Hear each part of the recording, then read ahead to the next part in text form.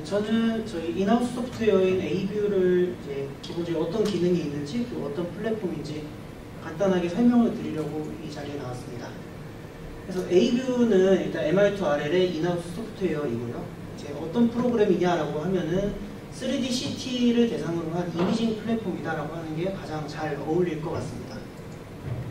그래서 이미지를 보면은 기본적으로 2D 이미지가 있는데 2D 이미지는 말 그대로 2차원 매트릭스에 픽셀 밸류가 있는 간단한 형식인데 3D 이미지 같은 경우는 이제 3차원 매트릭스에 픽셀 밸류가 이렇게 가득 차 있는 구조로 되어 있습니다. 그래서 이런 3차원 이미지를 또 어떻게 보여줄 거고 또 앞에서 본 것처럼 뭐 이런 그림이라든가 이런 모듈이라든가 어쨌든 이쁘게 렌더링을 하거나 뭐 분석을 하거나 하려면 레이블링이 되거나 아니면 세그멘테이션이 되거나 뭐 이런 작업들이 다 돼야 하는데 이제 그런 작업을 어떤 플랫폼을 사용을 해서 할 거냐 그런 이슈가 있기 때문에 이제 저희 A뷰가 필요한 점이라고 할 수 있습니다.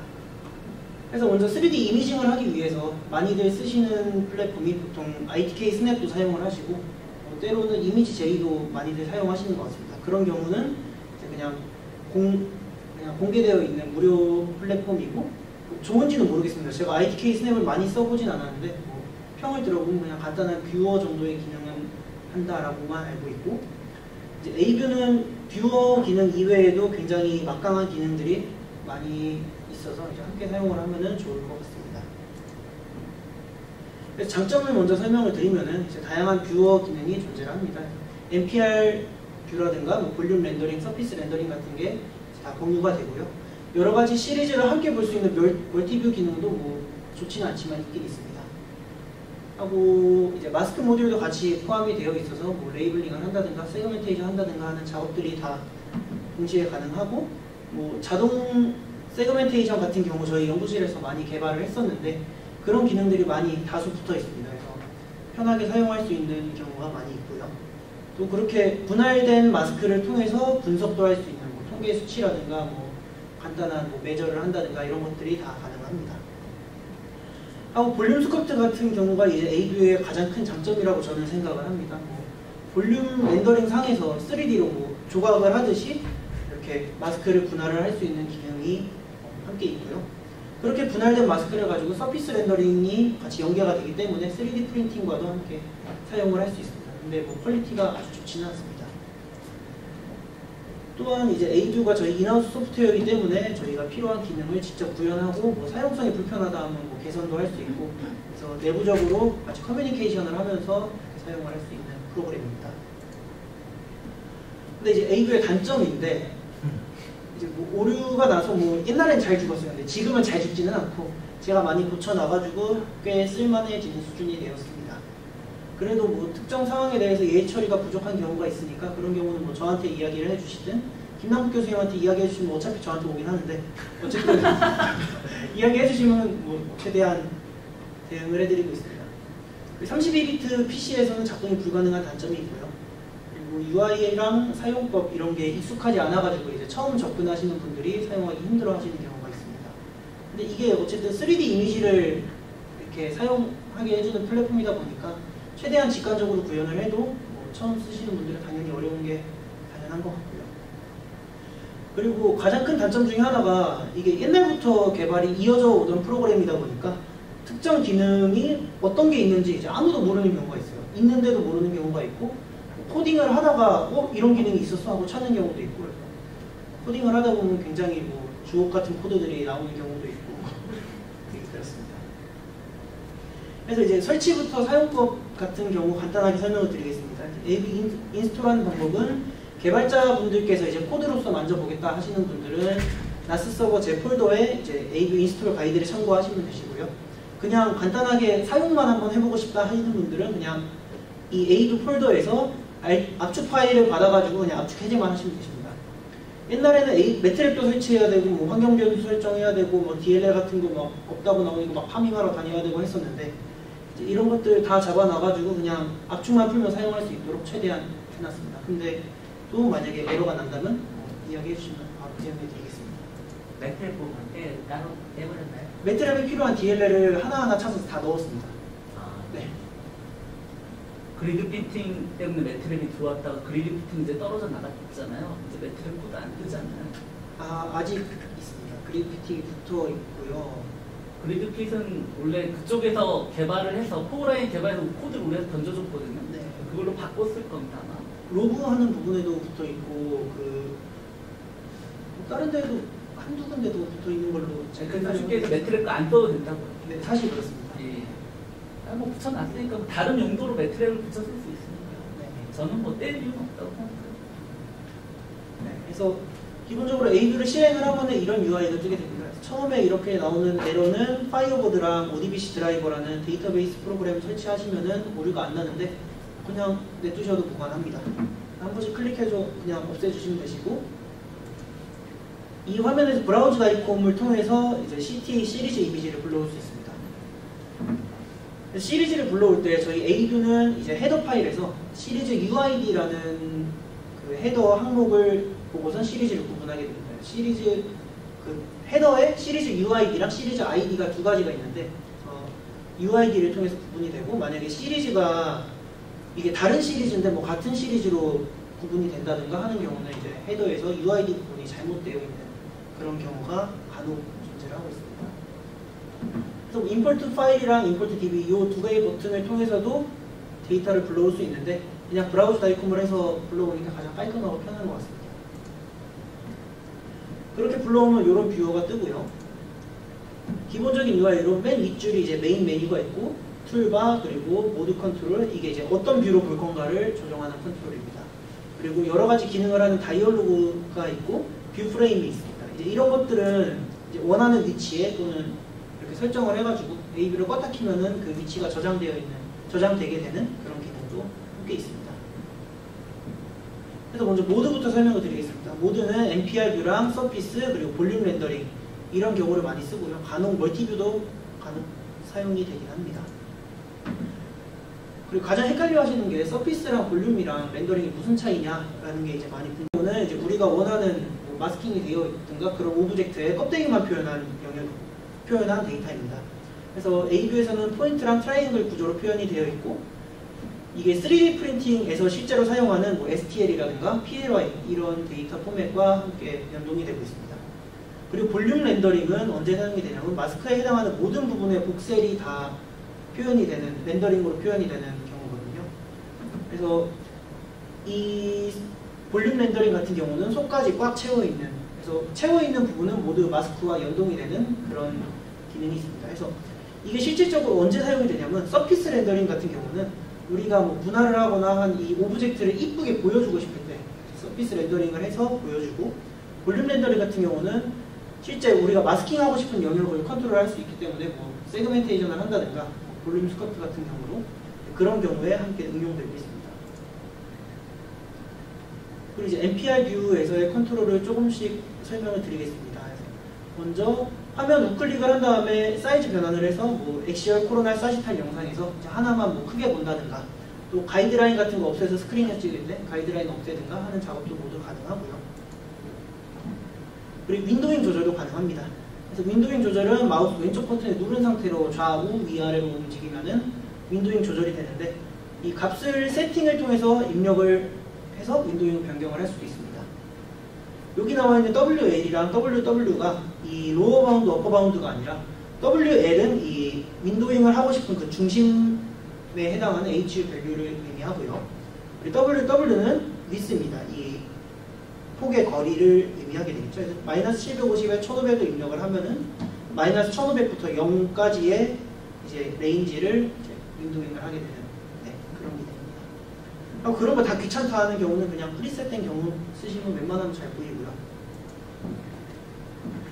툴바에서 자주 사용되는 기능들을 설명을 드리면은, 먼저 이 하얀 색깔 이 경우는 이제 뭐 아까 말씀드린 브라우저 다이콤 하는 그 다이얼로그가 뜨는 창인데, 먼저 올라와 있던 시리즈를 모두 삭제를 하고선 그리고 데이터를 불러오는 그런 아이콘입니다. 그리고 두 번째도 똑같은 기능인데, 얘는 현재 올라와 있는 시리즈들을 삭제하지 않고 이제 여러 개의 시리즈를 올려서 보고 싶다 할 경우에 이제 이 아이콘을 사용을 하고요. 이거는 뭐 딱 보다시피 줌인 줌아웃 기능이고, 상하좌우 이미지 이동, 그리고 이 경우는 이제 원래 AV에서 기본적인 마우스 아이콘이 뭐 햇빛 모양을 약간 윈도잉 같은 경우는 윈도잉 모드가 오픈이 돼 있어서 약간 이 마우스 커서가 아닌데 어쨌든 특정한 복세 같은 걸 정밀하게 찍어야 되면 마우스 커서가 편하기 때문에 그냥 커서 모양을 바꿔주는 아이콘입니다. 그리고 이 펜 모양은 이렇게 원하는 영역을 이렇게 그림으로 그려가지고 마스킹을 할 수 있는 기능이 있고요. 이 노란색 동그라미가 이제 우리가 제일 많이 쓰이는 마스크 에디팅 브러쉬 모드로 하는 경우입니다. 두 번째로 이제 여러 가지 다이얼로그가 있는데요. 볼륨 컨트롤이라든가 마스크, 그리고 마스크 옵션, 히스토그램, 볼륨 렌더링, 서피스 렌더링 다이얼로그까지 이런 식으로 있습니다. 그래서 이 다이얼로그들은 처음에 AV를 키면은 있을 수도 있고 없을 수도 있는데 요 메인 메뉴를 켜서 다 온오프를 할 수 있는 그런 기능이 있습니다. 그래서 볼륨 컨트롤 다이얼로그부터 설명을 드리면은 저희가 시리즈를 부르면은 여러 가지 볼륨들이 올라오는데 더블 클릭으로 어떤 시리즈를 볼 건가 선택해서 이제 뷰어 기능을 수행할 수 있습니다.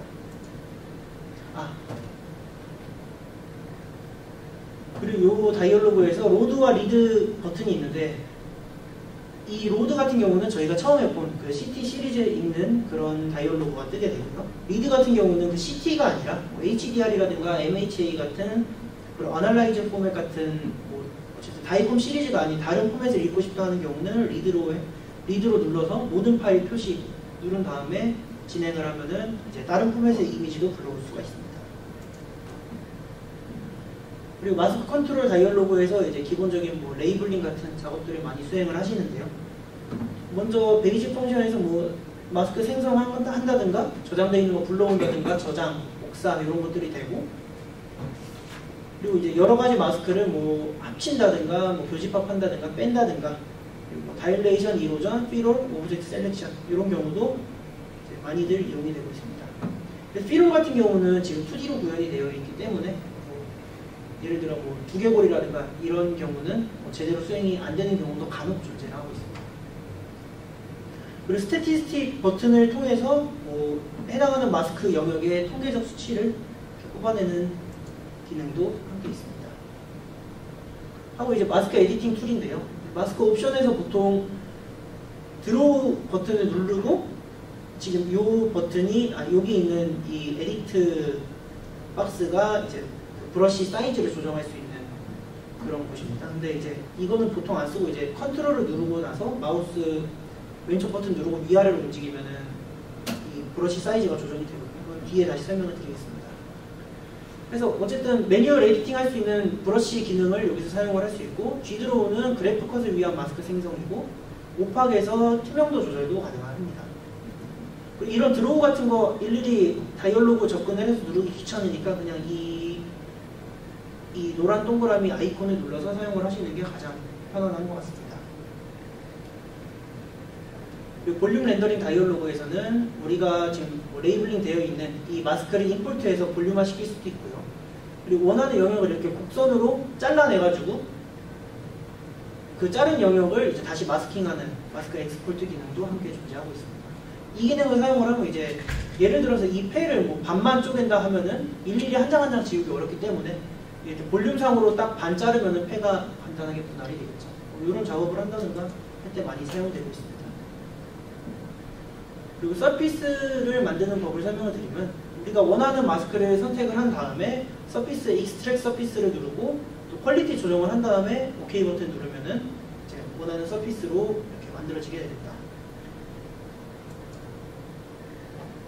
그렇게 만들어진 서피스는 뭐 저장을 할 수 있는데, 저장은 STL과 PLI 포맷으로 저장이 가능하고요.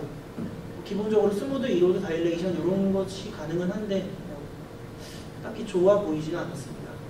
어쨌든 그거랑 NPR 슬라이스랑 서피스랑 함께 볼 수도 있고요. 가이드라인도 온할 수 있고, 디스플레이 버튼을 통해서 뭐 색깔을 바꾼다든가 엣지를 표현한다든가 여러 가지 작업들을 함께 할 수 있습니다.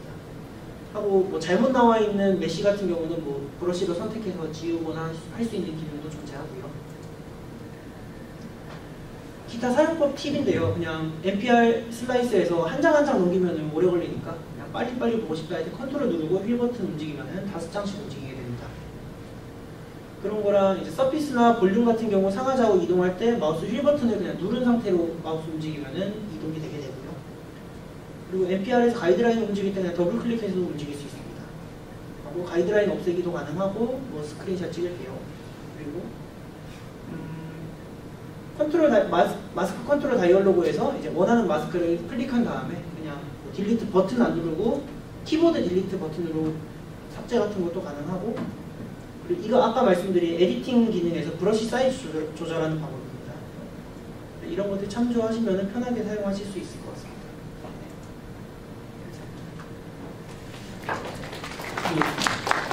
궁금하신 거, 일단 이게 뭐 수많은 얘기들이, 히스토리가 뭐 98년부터 이제 커머셜에서 개발해가지고 여기까지 온 거고 20년이 더 된 코드고, 이거 말고도 어마어마하게 뭐 이상한 게 많아요. 뭐 척추 나사못을 뭐 꺼내는 거라든지 메탈 아스펙트 리덕션이라든지, 또 이제 아까 환자 다이얼로그 창에서 볼륨을 읽게 해놨는데 뭐 2장에 한 장씩 읽는다든지, 뭐 일부만 잘라가지고 읽는다든지, 뭐 이렇게 잘 오늘 소개가 안 되는 것도 많고, 옛날 버전은 32비트로 구현돼 있고, 그런 커머셜 버전은 UI도 이제 더 좋은 것도 있고, 지금 그 뒤에 나온 10몇 년간 개발한 기능 다 안 들어있지만, 어쨌든 베이징 매니플레이션 기능들은 이제 다 여기에 들어가 있고요. 32비트 버전도.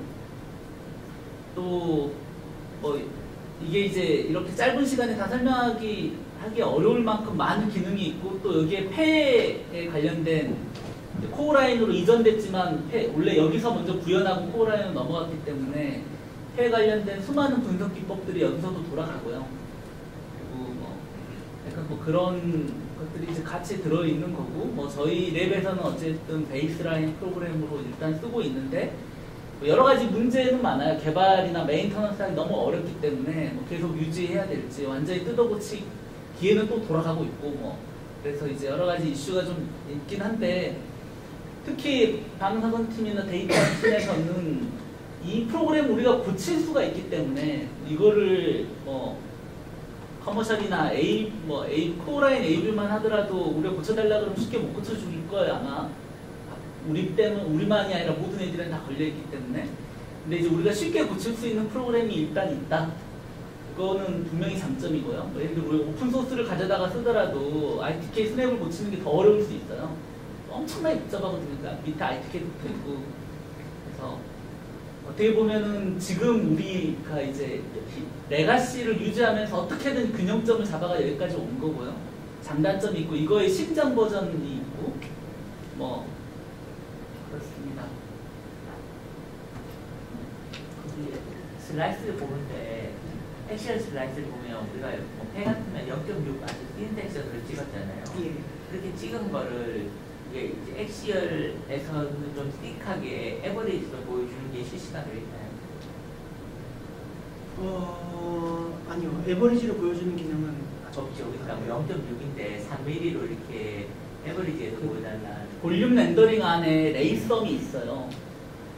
그래서 볼륨 렌더링을 두께를 잡아가지고 슬랩 렌더링을 해가지고 보면은 두께를 볼 수 있고, 그거를 엑셀에다가 만들면 되긴 돼요. 뭐 기능이 없는 건 아니고 UI가 없어요. 그러니까 심장 영상 같으면 이제 거기 노이즈가 너무 심해가지고 사실 뭔가 변변을 보기 위해서는 에버리지를 봐야 되는 경우가 많거든요. 네. 해영상은 아주 띵한 스트럭처를 봐야 되니까 이제 아주 띵하게 보는데, 에브도먼이나 이제 사실은 심장 같은 경우에도 노이즈를 좀 리덕션 하면서 스트럭처를 잘 보기 위해서 띵하게 보는 경우가 있는데, 그런 코어라인 AV에는 이제 UI로 들어가 있고요. 저희도 엑시얼을 그냥 붙이는 것 자체는 어려운 건 아닐 거예요. 코어라인 AV에서는 가능합니다. 되죠. 보통 커머셜한 뷰어는 다 되어 있고, 이제 레디올로직 판독을 하기 위해서는 이제 두께를 조정하는 게 꼭 필요하긴 하고요. 엄밀하게는 뭐 여기서 뭐 안 된다기보다는 뭐 만드는 게 이제 귀찮아서 안 된. 그러니까 뭐 어쨌든 볼륨 렌더링 모듈을 갖다 붙이거나 아니면 엑시얼 윗장 아랫장을 우리가 인터폴레이션 만들면 되잖아요. 머징 해가지고. 그래서 화면에 그릴 때 어찌됐든 뭐 어차피 이미지로 나오는 거기 때문에 그냥 이제 내가 이제 뭐 그렇게 그리면 되는 거죠. 필요하면 만들 수 있죠. 얼마 걸리진 않을 거예요. 또 없으면 여기까지 하시죠. 어쨌든 저희가 이런 걸